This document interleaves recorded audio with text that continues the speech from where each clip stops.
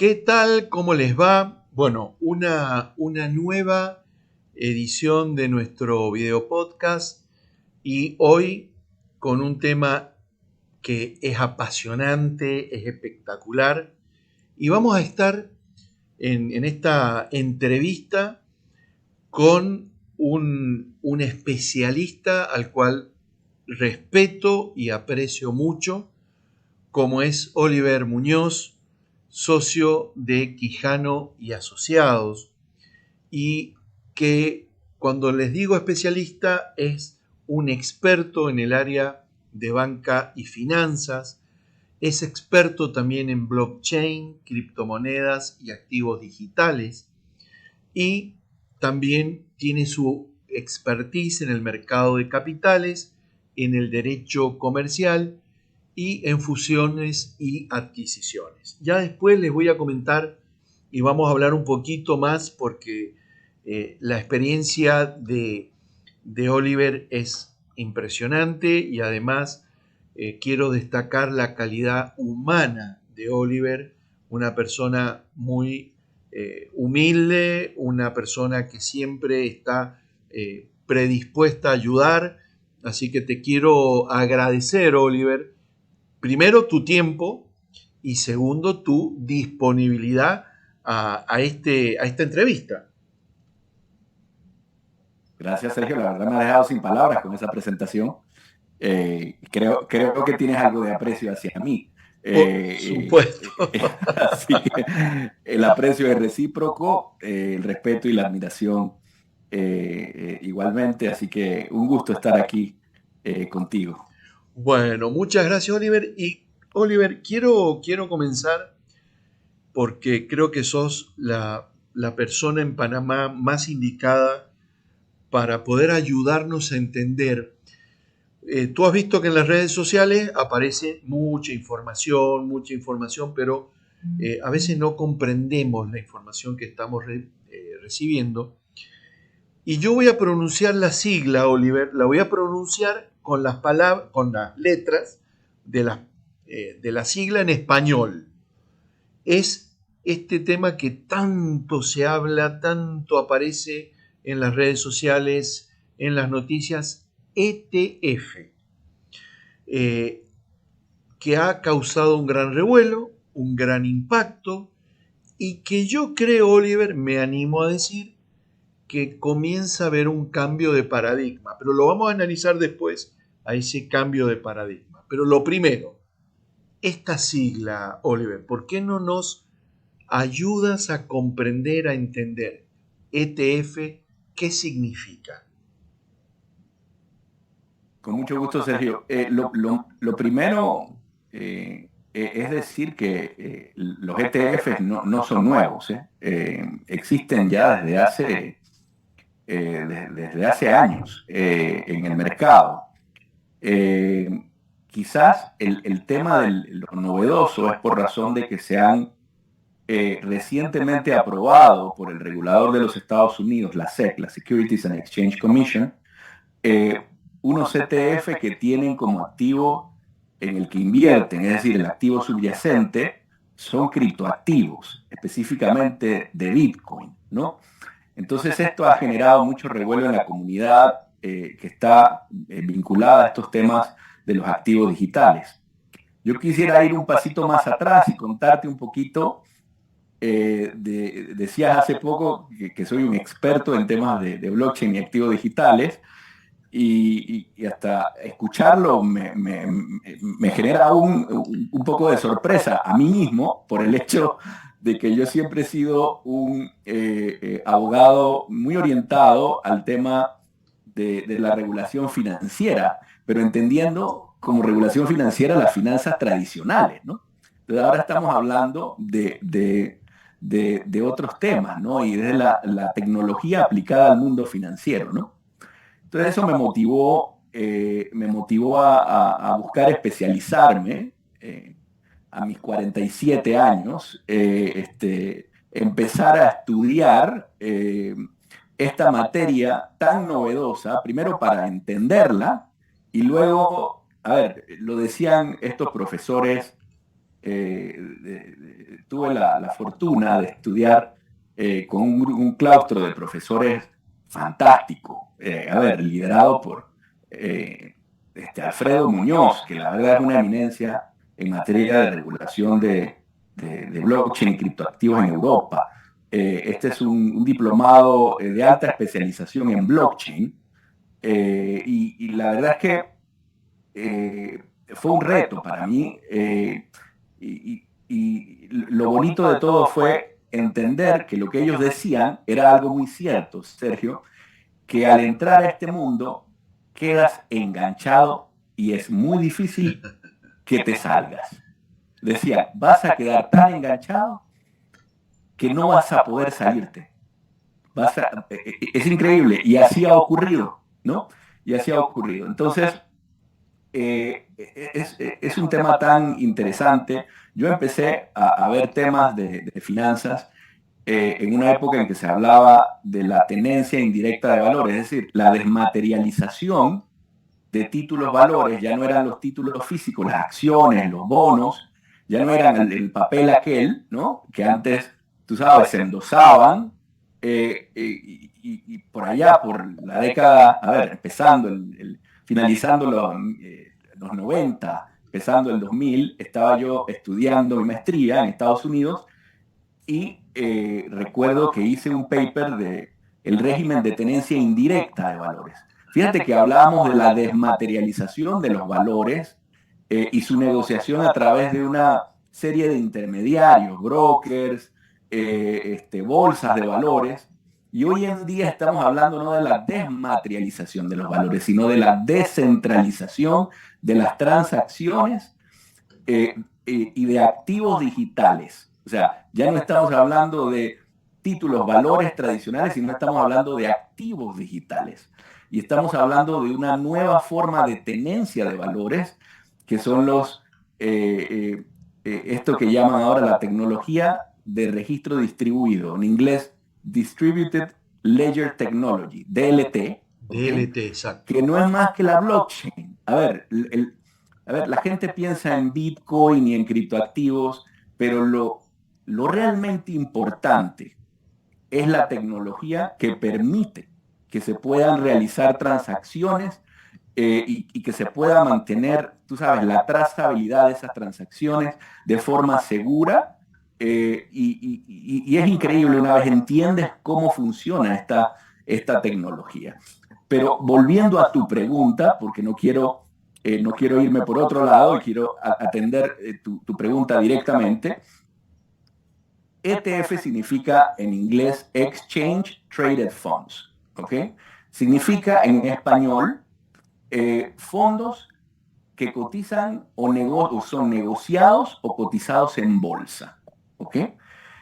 De manera que son fondos o vehículos de inversión, ¿ok? Normalmente se constituyen como compañías, o pueden ser también fideicomisos o trust, que emiten, en el caso de compañías, emiten acciones, y en el caso de estar constituido como un trust, por ejemplo, emiten cuotas de participación, unidades o cuotas de participación.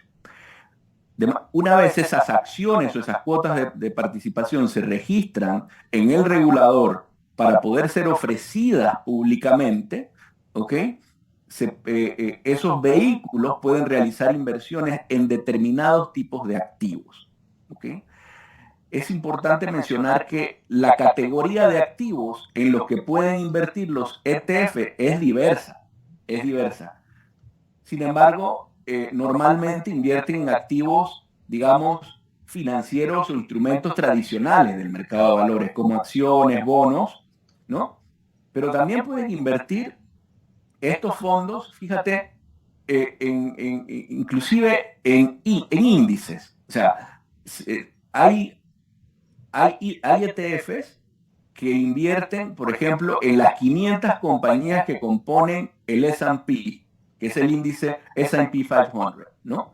Entonces, ¿qué es lo que hacen? Esos ETF hacen es, al invertir en todas esas acciones, siguen el comportamiento del mercado, ¿no?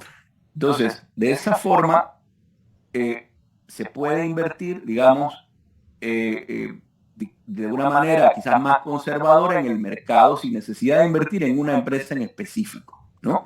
Entonces, los ETF pueden no solamente invertir, como les decía, en instrumentos financieros tradicionales, sino también en índices específicos. Por ejemplo, hay un famoso ETF cuyas siglas son, y pueden seguirlo aquellos interesados, que son QQQ, tres veces Q, ¿no? QQQ. Este es un ETF creado precisamente para invertir en las 100 empresas que componen el Nasdaq, ¿no? Entonces, son ETFs que, digamos, son muy conocidos, pero al final del día son vehículos, fondos que se registran para que puedan ser sus acciones o cuotas de participación serán cotizadas y negociadas en una bolsa o mercado organizado, ¿ok? Por eso se les llama ETF. Ok, entonces me ha quedado, creo que súper claro, Oliver. Ahora, ¿por qué crees tú que ha habido tanto impacto? Porque es muy bueno lo que dijiste de que esto no es nuevo, o sea, el vehículo, el modelo no es nuevo, pero ¿por qué ha habido tanto impacto, Oliver? ¿Por qué ha impactado tanto esta noticia o este Bueno, hecho puntual? sí, de acuerdo.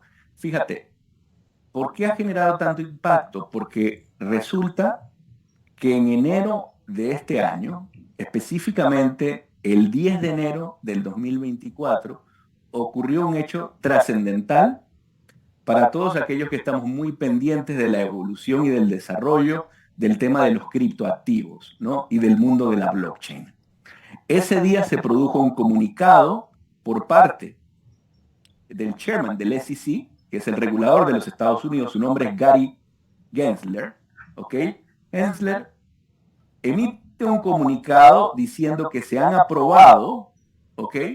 Unos ETFs, en realidad le denominan, bueno, también le denominan ETPs, ¿no? Exchange Traded Products, ¿ok?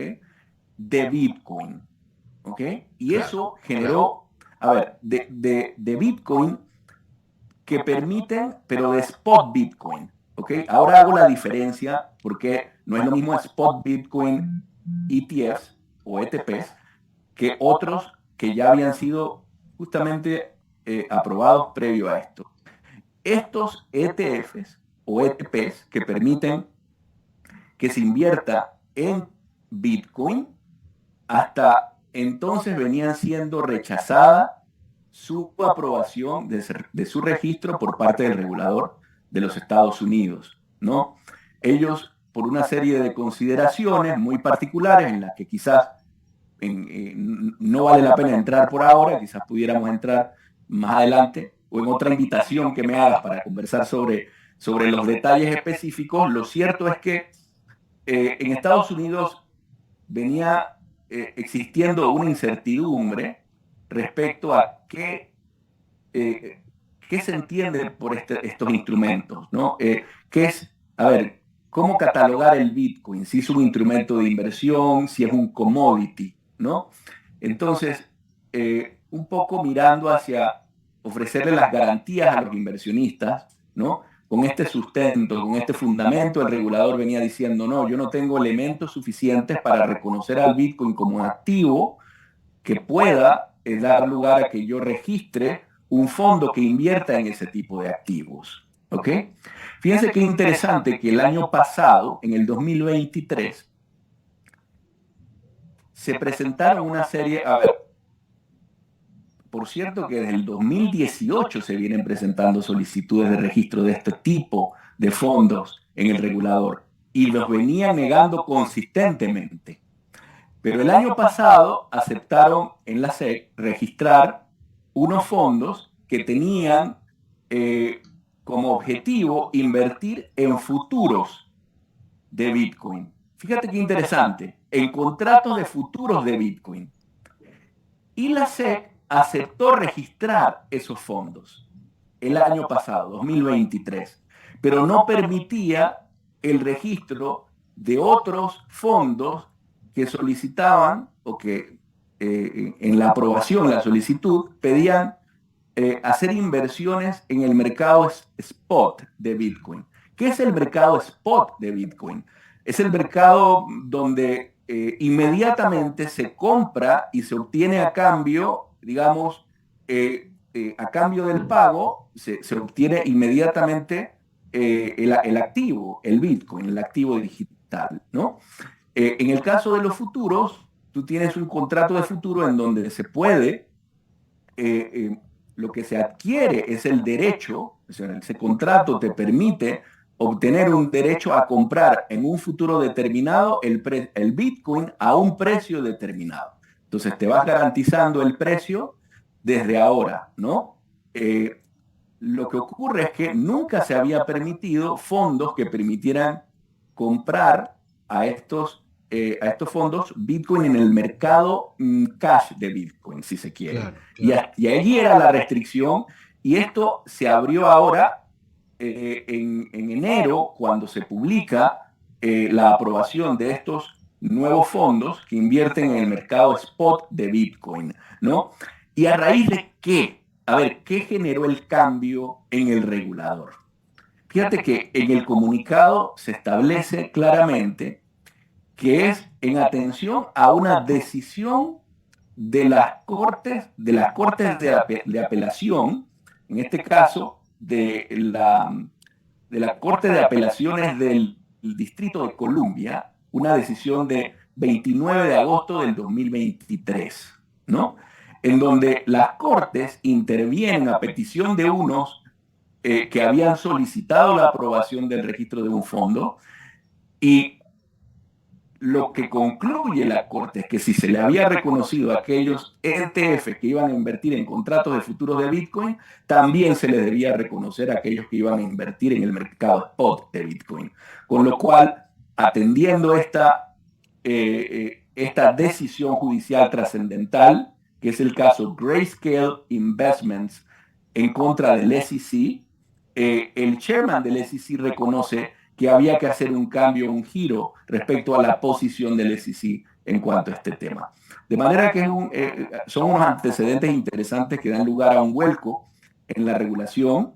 Sigue siendo muy prudente el regulador en su comunicado, advierten que no es que ellos dan un espaldarazo al tema de los bitcoins, que sugieren que los inversionistas tengan mucho cuidado al momento de invertir, pero reconoce que el hecho de que estos ETF que permiten invertir en Bitcoin tengan que presentar al momento de registrarse documentos de oferta, prospectos y demás con información sobre advertencias, disclaimers y cosas que protegen a los inversionistas, que eso va a contribuir a que haya un mercado, digamos, donde haya mayor información para los inversionistas.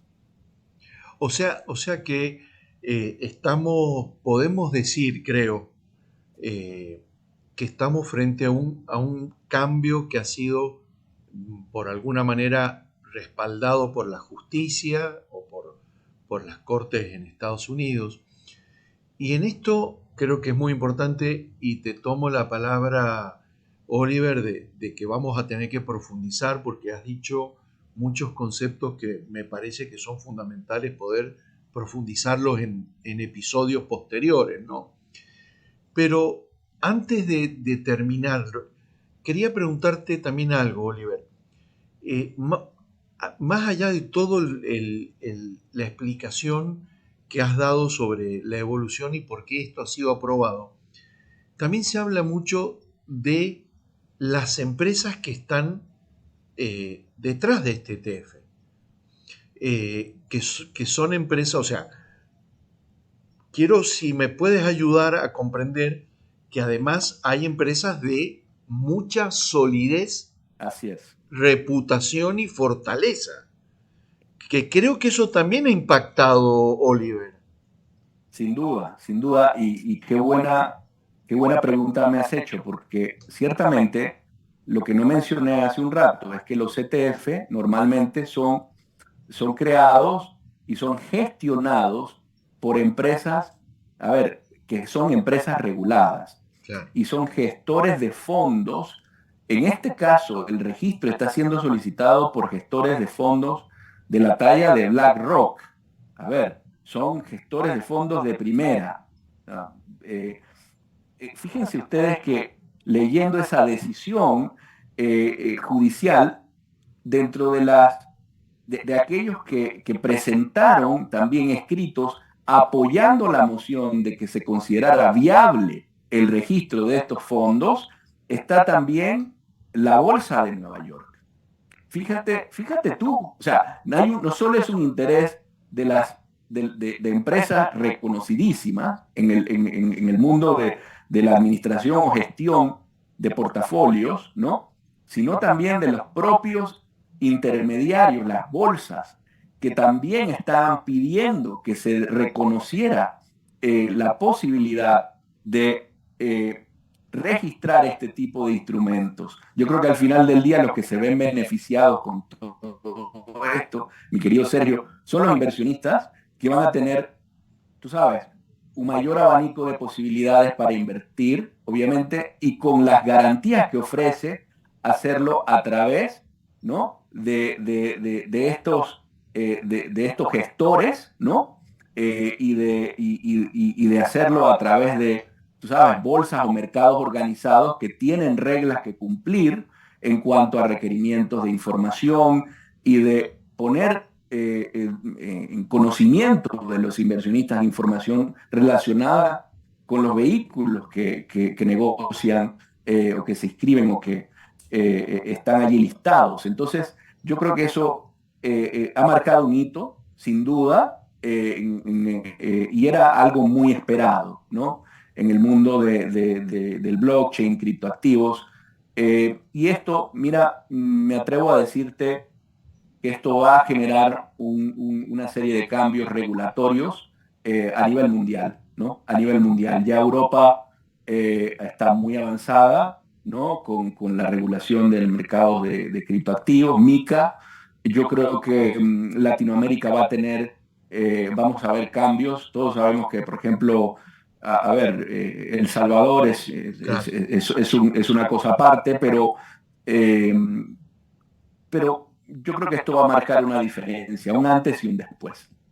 Sí, por eso lo que te decía, Oliver, eh, a veces lamentablemente la velocidad con la cual hoy nos estamos moviendo, escuchamos la información y no nos detenemos, Oliver, a profundizar como lo has hecho tú también desde el origen, desde la concepción, los antecedentes, los fundamentos hasta legales y judiciales y la solidez de las empresas que están detrás de todo esto. Dejamos pasar a veces, Oliver, las noticias, pasó esto, pero no lo profundizamos y esto creo que es y era muy necesario con la claridad, con lo conceptual lo has hecho.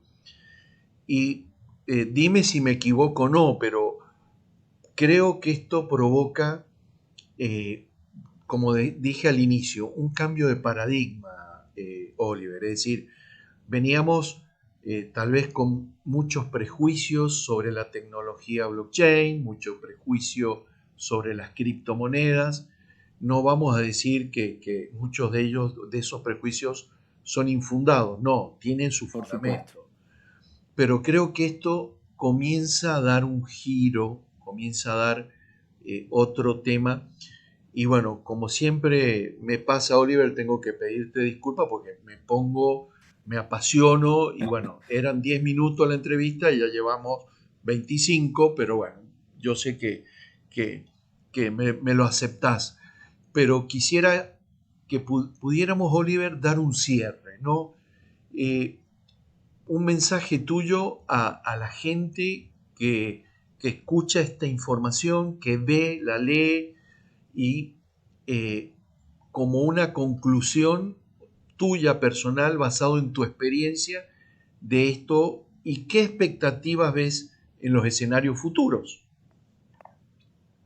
Mira, yo te diría que al igual que tú, Sergio, que ahora estamos enganchados en esto, al igual que tú tenía muchos prejuicios, ¿no? Sin embargo, al adentrarme en el tema, pude comprender la magnitud del mismo. Hay quienes piensan que los criptoactivos o el Bitcoin,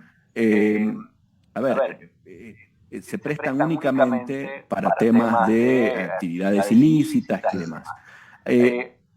Es una concepción que yo creo que con el tiempo se ha ido desechando, sobre todo por quienes empiezan a leer para entender que más allá de un activo o de un token digital, lo que hay es una tecnología, ¿no?, que permite desarrollar muchísimas cosas, ¿no? Entonces, de una forma segura, y fíjate que el hecho de que las regulaciones hayan ido cambiando para reconocerlo así, ¿no?, y que la jurisprudencia también, eso nos deja claro que esto ya no es el futuro, mi querido Sergio. Lo que le digo yo a mucha gente es que me dicen, no, pero eso, sí, eso es como el futuro. No, eso llegó hace tiempo, está aquí, es el presente. Y la realidad es que o nos montamos en la ola o nos quedamos, ¿no? O nos quedamos. De manera que comparto contigo esa misma visión de que tenemos que seguir formando en estos temas y bueno, es parte de ese esfuerzo. Te agradezco mucho por haberme permitido. Igual yo sé que me has pedido en ocasiones ser sucinto y yo tampoco puedo serlo lo más que quisiera, pero así que encantado de estar en este podcast contigo y sabes que estaré en lo que me invites. No, por supuesto, Oliver. Oliver, si alguien que ha estado... Acuérdate que esto es un video podcast, por lo cual puede ser que lo vean o lo escuchen. Si alguien quisiera comunicarse contigo, Oliver, yo les iba a recomendar que te pueden buscar en LinkedIn como Oliver Muñoz. Así es. ¿Te parece que podamos dirigirlo cualquier consulta que quieran hacerte, realizarte, o quieres algún otro punto de contacto? No, me pueden contactar por LinkedIn. También, bueno, si quisieran enviarme un correo, está en nuestro correo quijano@quijano.com. Pero en LinkedIn trato de estar conectado y siempre trato de estar activo colocando alguna o compartiendo información valiosa relacionada con estos temas que nos apasionan y en los que yo sé que tú también has quedado muy enganchado, mi estimado Sergio. Por eso Oliver, creo que ha sido una entrevista de lujo, ha sido espectacular por la precisión, los fundamentos. No podemos hacer tampoco tan corto algo cuando realmente necesitamos, y es nuestro deber y responsabilidad, la profundidad de los temas. Así que, bueno, de mi parte, Oliver, el agradecimiento por tu tiempo, por tu, digamos, disposición a transferir conocimientos y más de esta importancia. Así que de mi parte yo te agradezco muchísimo y bueno, en honor a eso, me gustaría que puedas cerrar vos este video podcast despidiéndote de los que nos van a escuchar y nos van a ver. No, nuevamente agradecerte por esta invitación, Sergio. La verdad es que para mí es un gusto primero estar contigo y poder compartir ideas y bueno, a poder llegar a esos oyentes que pueda interesarles este tema, que estoy seguro que quedarán muy enganchados, que sigan leyendo información sobre el tema, que se sigan empapando, que esto es un mundo muy bonito y hay mucho por hacer. Y muchas oportunidades. Educación, educación y educación. Así Bueno, es. con esto finalizamos. Les damos un saludo enorme, enorme a todos los que nos estén viendo y escuchando. Así que bueno, mil gracias. Síganos en nuestras redes, síganos en nuestro canal de podcast. Así que nos vemos. Chau, chau.